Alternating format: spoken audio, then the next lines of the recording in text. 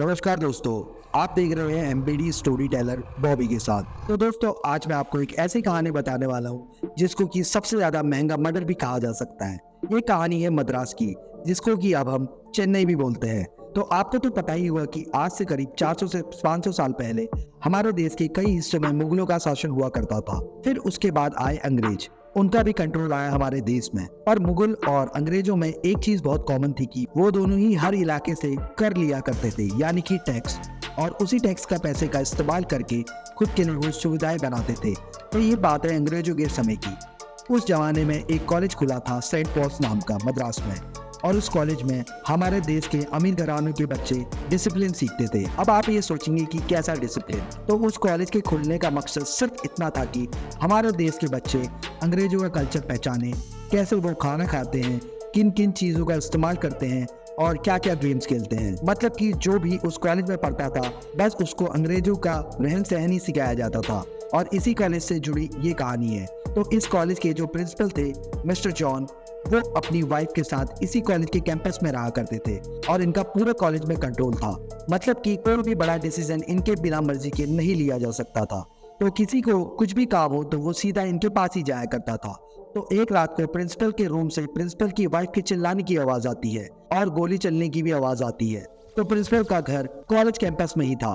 तो जितने भी बच्चे उस कॉलेज में रहा करते थे वो सब प्रिंसिपल के रूम की तरफ भाग के आते हैं, और जैसे ही वो दरवाजा खोलते हैं तो देखते हैं कि प्रिंसिपल खून से लथपथ अपने बेड पे गिरा है।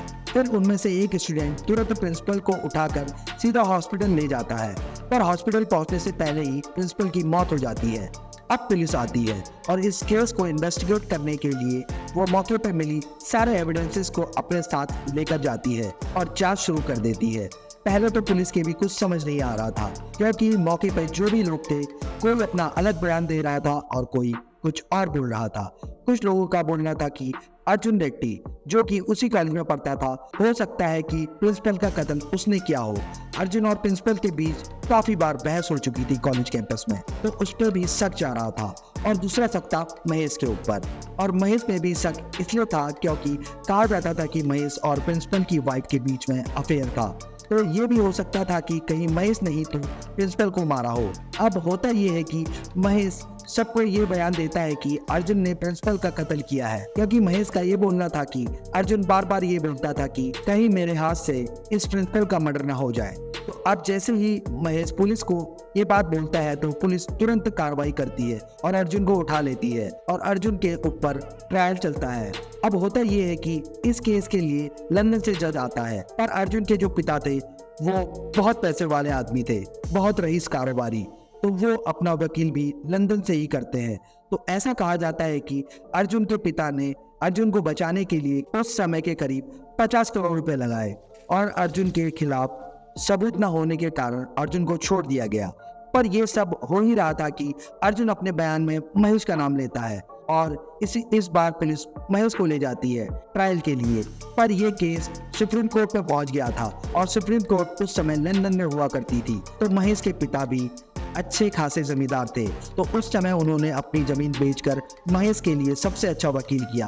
तब उनके करीब 60 करोड़ रुपए खर्च हुए, और महेश के खिलाफ भी कोई सबूत न होने के कारण उसको भी जमानत मिल जाती है, और ये दुनिया का सबसे महंगा केस बन जाता है, जिसमें कि करीब 110 करोड़ रुपए लगते हैं।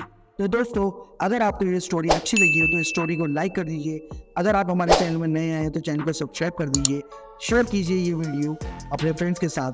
Thank you for watching the video guys. अब मिलते हैं कल रात को 9:30 बजे। Bye bye, take care.